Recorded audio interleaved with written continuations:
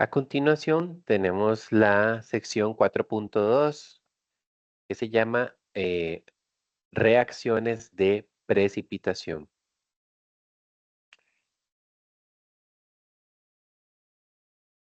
Bien, entonces en este capítulo de reacciones en disolución acuosa, el primer tipo de reacciones a estudiar son las reacciones de precipitación.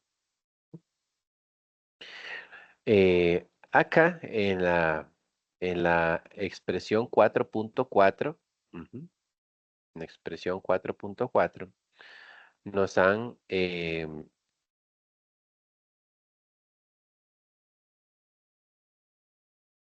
colocado por acá una reacción, ¿ok? Recordaremos que pues se ponen las fórmulas moleculares, hay unos números adelante de las fórmulas moleculares que son los que se utilizan para equilibrar la reacción, y por acá, entre paréntesis, se acostumbra colocar el estado físico en el cual están presentes los reactivos y los productos, ¿sí? Si somos observadores, podemos darnos cuenta que en este caso estamos iniciando por acá con una reacción en la cual los reactivos están acuosos. Eso quiere decir que están disueltos en agua. Sin embargo, tenemos que a la hora de ver los productos, em, uno de los productos, ¿sí? Uno de los productos que tenemos por acá está en estado sólido, ¿sí? Está en estado sólido.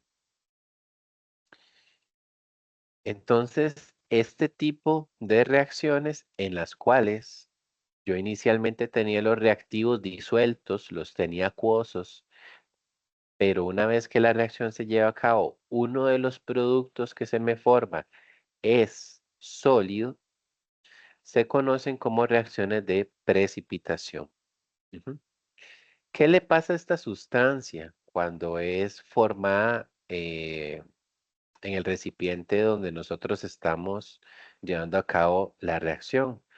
Bueno, usualmente se forma alguna turbidez, como que se ve algún tipo de, de polvo, por decirlo así, disuelto o presente ahora en el líquido. Normalmente estos dos líquidos iniciales son bastante claros o bastante transparentes, y cuando tenemos la formación de un sólido se nos pone como decir lechoso, ¿sí? Lechoso, opaco, turbio. Ujú. Y si le damos el suficiente tiempo al recipiente para que esté sin movimiento, esa turbidez y ese polvo que se formó poco a poco va a ir cayendo hacia el fondo del recipiente. O sea, se va a ir precipitando hacia el fondo del recipiente. Entonces, por eso es que estas reacciones las llamamos reacciones de precipitación, ¿sí? Por acá, ¿verdad? Tenemos una imagen que nos representa la reacción que teníamos arriba, ¿sí? Aquí inicialmente en este líquido que tenemos por acá, que está bastante claro, tenemos iones plomo, ¿sí? Y iones nitrato disueltos, separados. Veamos que la disolución es totalmente transparente, ¿sí? No hay ahí ninguna señal de que la disolución no sea homogénea. Y acá esto que se va a vertir por acá también es un líquido transparente que está formado por eh, potasio y por yodo. ¿Qué pasa? Cuando estas dos disoluciones se ponen en contacto, em, cuando los iones de yodo y plomo se encuentran, resulta que el yoduro de plomo no tiene la capacidad de estar disuelto en agua, ¿sí? Es una sustancia que no es soluble. Entonces, bueno, y aparte que no es soluble, aquí tal vez para un asunto ilustrativo, para un asunto ilustrativo, quedó muy bonito em, que el yoduro de plomo es amarillo, ¿verdad? Em, entonces, esto entra aquí, inmediatamente empiezan a chocar los iones yodo con los iones plomo, se forma una sustancia amarilla y vean que, como les decía, se da un poquito de tiempo y es clarísimo cómo el, el producto amarillo que se generó se asentó en el fondo del recipiente, ¿sí? Entonces, ¿qué tenemos en la parte clara? Los otros iones, ¿sí? Aquí están el ion nitrato y el ion potasio quedaron arriba, siempre disueltos en el agua. Pero en la parte del fondo tenemos el yoduro de plomo que no es soluble. Entonces, estas reacciones son las que conocemos como em, reacciones de precipitación. Ujú. Muy bien. Em, Aquí queda clarísimo que hay un concepto que hay que revisar, el cual es el concepto de solubilidad. Cuando nosotros decimos solubilidad, em, eso nos referimos a la cantidad máxima de la sustancia de la que estamos hablando, que se puede disolver en una cierta cantidad de disolvente. Ujú. Y esto a una cierta temperatura, ¿sí?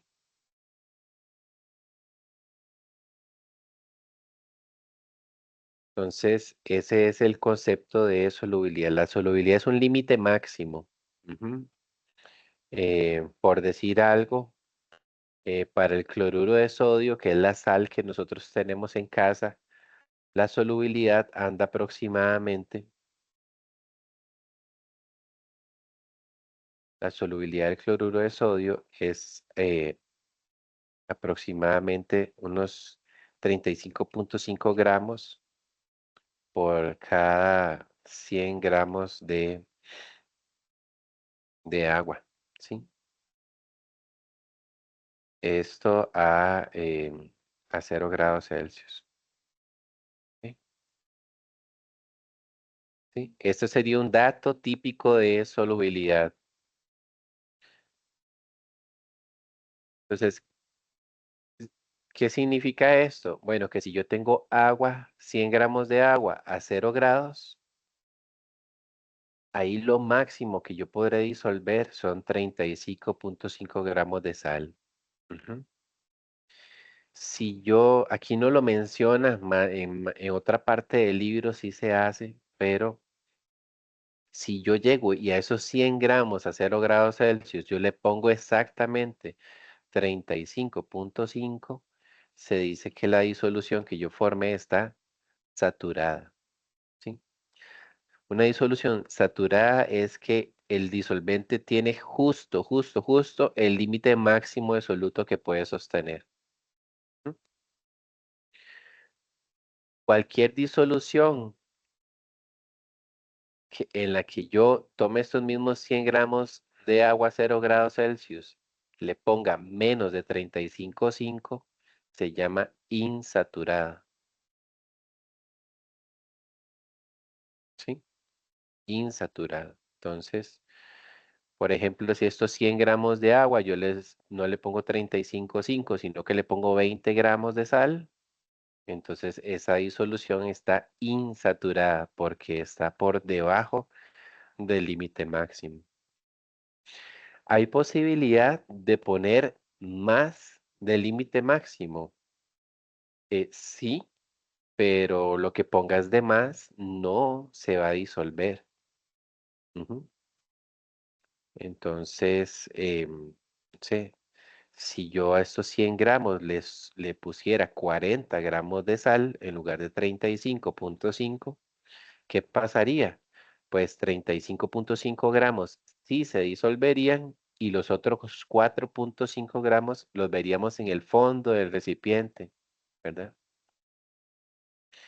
Em, los veríamos ahí asentados, ¿verdad?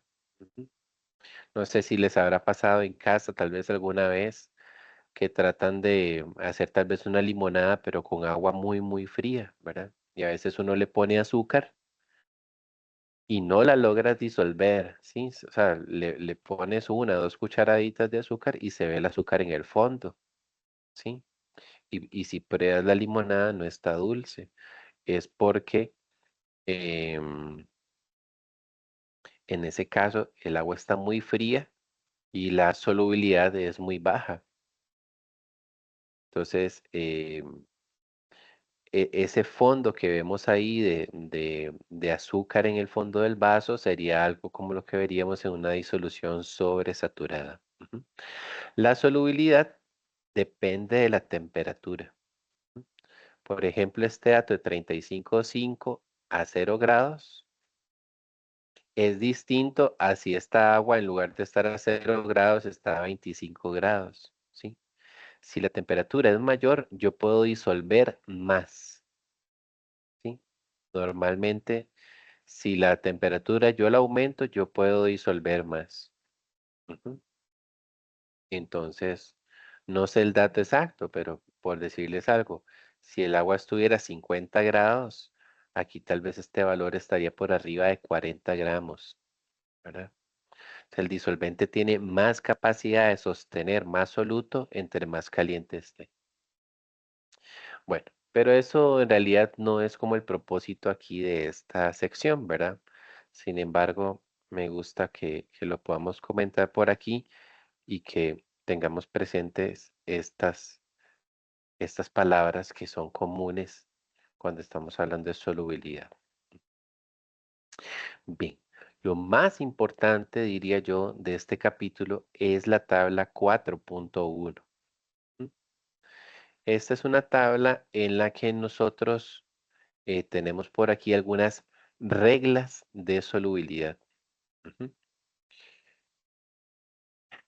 No es necesario que nos las memoricemos, ¿verdad? Al final el libro siempre lo vamos a tener a mano, pero sí es muy importante que entendamos qué es esta tabla, cómo se utiliza y también cómo yo podría predecir si una sustancia en una reacción va a precipitar o no va a precipitar.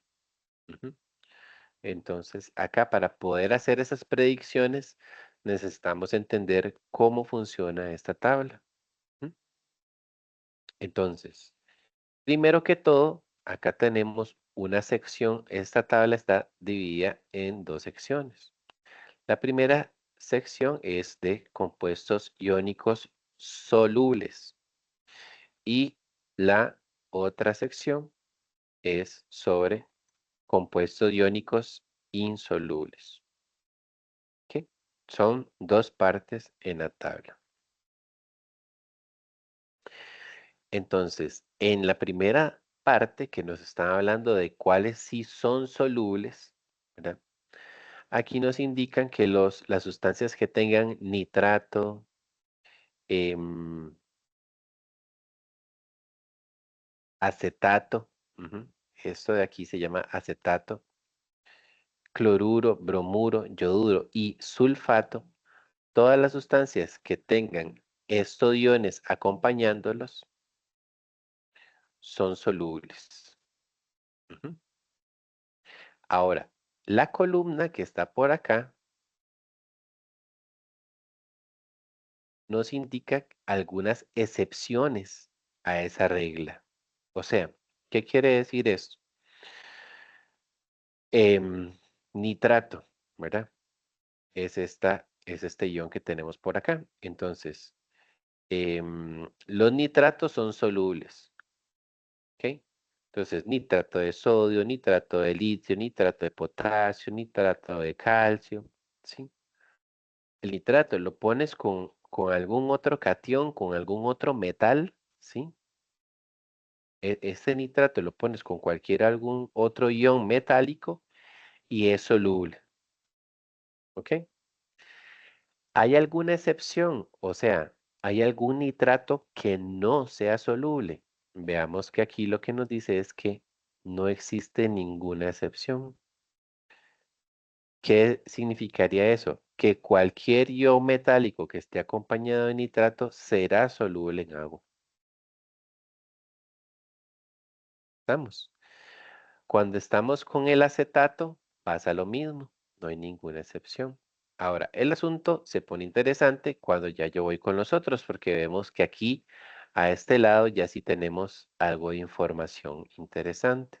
Entonces, ¿qué pasa con los cloruros? ¿Ok? ¿Todos son solubles? Sí, todos los cloruros son solubles, porque está en la parte de la tabla que dice que estos son los compuestos iónicos solubles, o sea, cloruro de sodio, cloruro de bario, cloruro de estroncio, cloruro de potasio, cloruro de hierro, todos esos cloruros son solubles. ¿Hay algún cloruro que no sea soluble? En ese caso sí tenemos excepciones. Si yo tengo cloruro de plata, cloruro de mercurio o cloruro de plomo, esos no son solubles. ¿Sí? ¿De acuerdo? Bueno, de hecho, para los bromuros y los yoduros,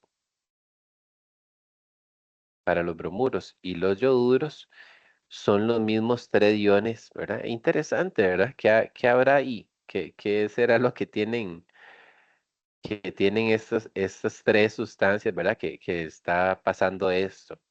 Es interesante, ¿verdad? Pero si yo tengo un cloruro, bromuro, yoduro de plata, mercurio o plomo, va a precipitar, ¿sí? Va a precipitar. ¿Sí? Y el último elemento que tenemos aquí en esta tabla es el sulfato. ¿Ok? Entonces, todos los sulfatos em, todos los sulfatos son solubles. Sí, todos los sulfatos son solubles. Aquí nos lo dice la tabla. ¿Excepto cuáles? Excepto los que nos marquen aquí en la tabla de excepciones. Veamos que para el sulfato se vuelven a repetir otra vez el plomo y el mercurio. ¿M? Pero el sulfato de plata, porque vean que aquí sí aparecía plata, ¿verdad? Para cloruro, bromuro y yoduro. El sulfato de plata sí sería soluble porque no está en las excepciones. Y más bien se nos presenta por acá que serían el sulfato de estroncio y el de bario los que serían insolubles. ¿De acuerdo? Entonces, si en una reacción yo veo que se me forma sulfato de cualquier cosa, es soluble, excepto si es sulfato de estroncio, bario, mercurio o plomo.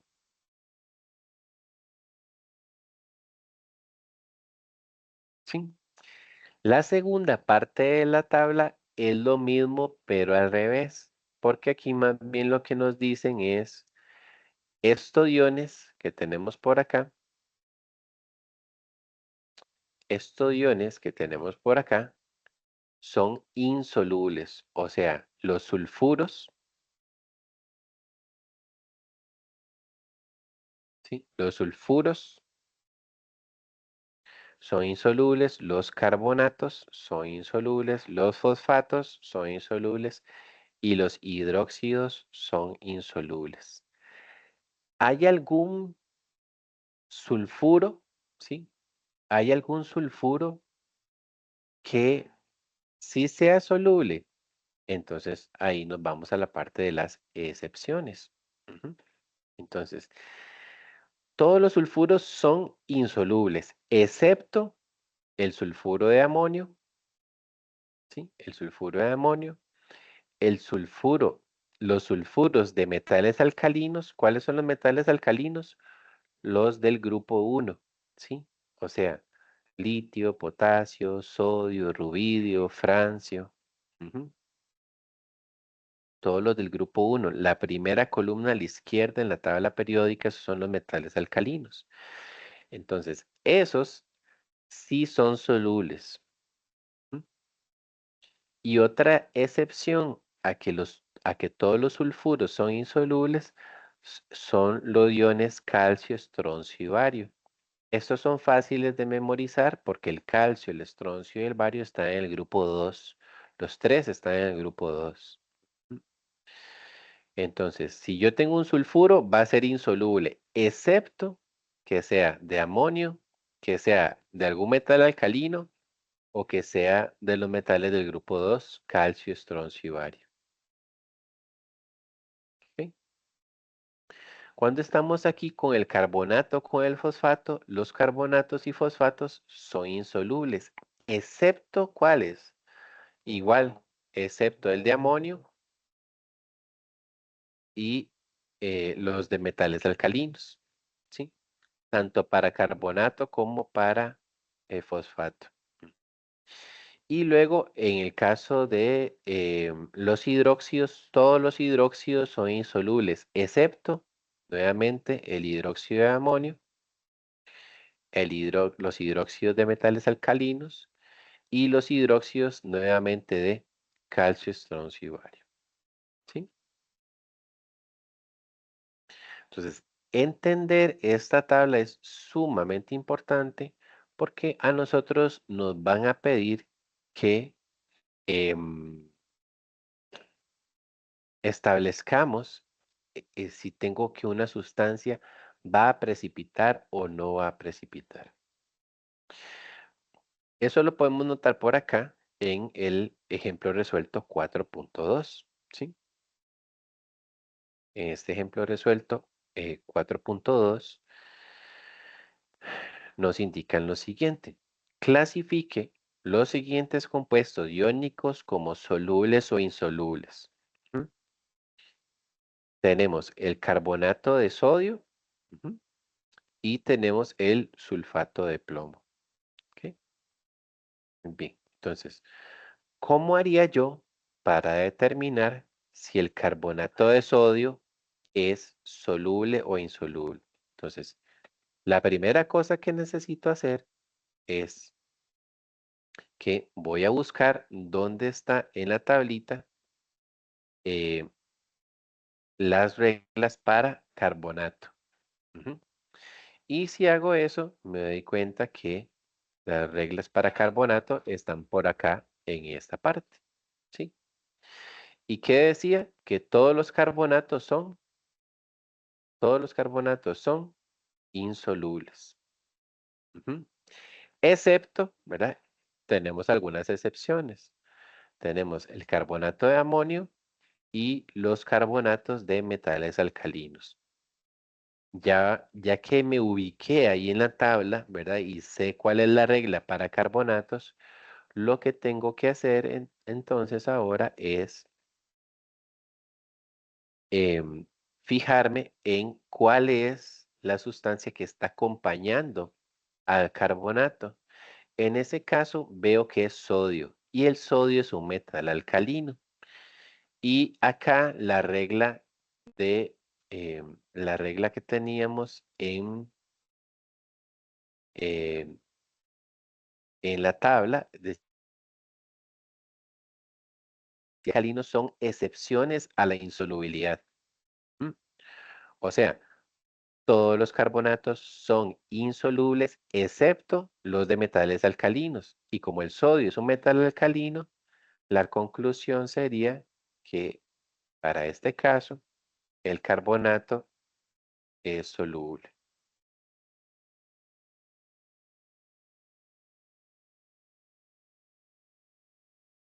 ¿Sí? Para el sulfato de plomo procedemos en la misma línea. Entonces nosotros decimos, bueno, primero que todo voy a em, a buscar en la tabla donde tenía yo las reglas para sulfato. Y vemos que la regla para sulfato la tenemos por acá. ¿Mm? Dice que todos los sulfatos, dice que todos los sulfatos son solubles. ¿Mm? Excepto, y tenemos algunas excepciones. En ese caso, todos son solubles excepto el estroncio, el bario, el mercurio y el plomo. Ujú. Una vez que ya yo identifiqué la regla de solubilidad en la tabla, lo que tengo que hacer es, em, ver cuál es el otro ion que está acompañando al sulfato. Y vemos que en este caso es el plomo. Entonces, de acuerdo con la regla, de hecho el plomo está mencionado aquí. ¿Mm? Entonces, em, ¿cómo se leía esto? Todos los sulfatos son solubles, ¿sí? Excepto estos de acá. Y justamente el plomo es una de las excepciones, así que lo que colocaríamos aquí para el sulfato de plomo es que es insoluble.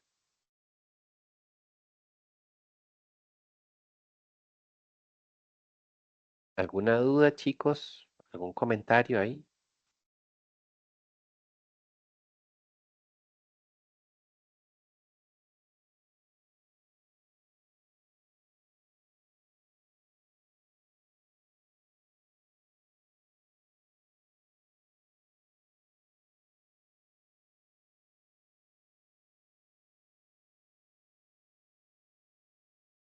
¿No?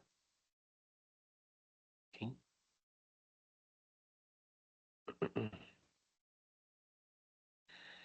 Aquí, ¿verdad? Tenemos un ejercicio de práctica. em, en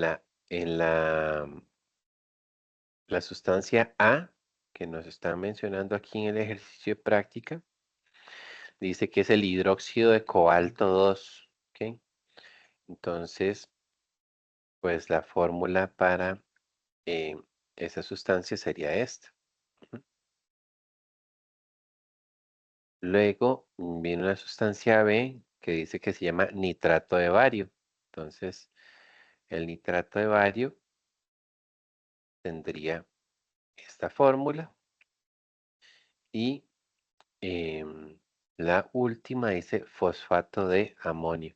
Entonces, en ese caso, el fosfato de amonio tendría esta otra fórmula, ¿sí? Y lo que nos dicen por ahí es que mm, indiquemos igual si es soluble o si es insoluble. ¿M? Entonces, es la misma estrategia. Primero que todo, yo voy a ir a buscar en la tablita em, donde encuentro la regla para el hidróxido. Ujú. Para el hidróxido. Entonces la regla para el hidróxido la tengo por acá, ¿sí?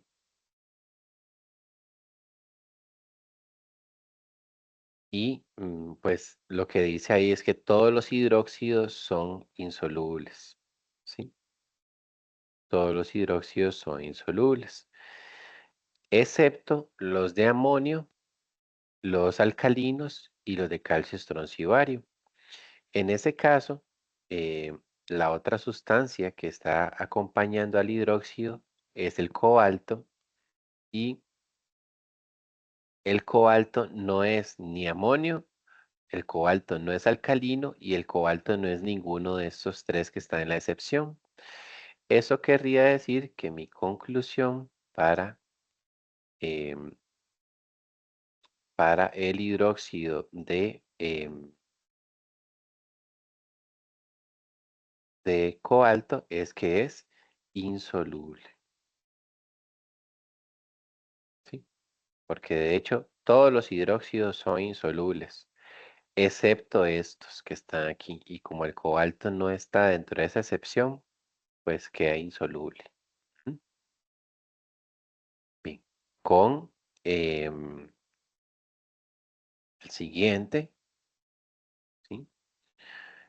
Hacemos lo mismo. Buscamos dónde está la regla para el ion nitrato. La regla para el ion nitrato se encuentra por acá. Dice que los nitratos todos son solubles. ¿Hay alguna excepción? No hay ninguna excepción. O sea, cuando yo tengo un nitrato, no importa con quién esté acompañado, él siempre es soluble. Entonces, aquí ni siquiera me voy a fijar en el bario, ¿verdad? Porque los nitratos no tienen excepción. Entonces, mi conclusión aquí es que el nitrato es soluble. Ujú. Súper. Em, y em, para la última sustancia que tenemos acá,